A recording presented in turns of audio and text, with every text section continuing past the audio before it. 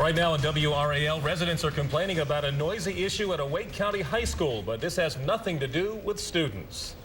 Hello, I'm Gerald Owens. And I'm Jackie Hyland. Thanks so much for joining us. Fall is the time of year many people like to throw open the windows and let that cool air in. But one Raleigh neighborhood says they can't do that. In fact, some say they can't even bear being outside. That's because of noise coming from a nearby school. Neighbors have called the city, they've called police, and now they've called WRAL. Stacey Davis went to check on the problem and has an update on the fix.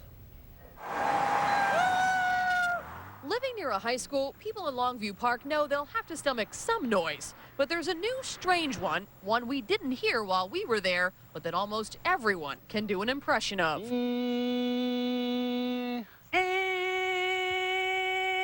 That's what it's like.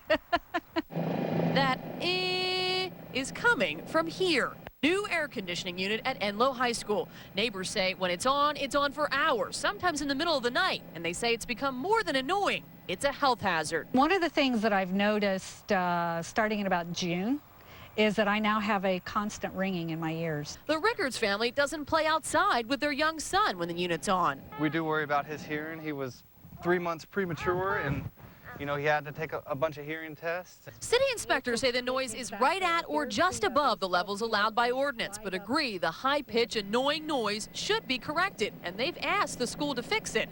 Enloe says it's tried to adjust the system, put a wooden fence around the unit hoping to block the noise, and now is taking one more step. Additionally, there is a sound-absorbing blanket that's being custom manufactured to fit over this piece of equipment.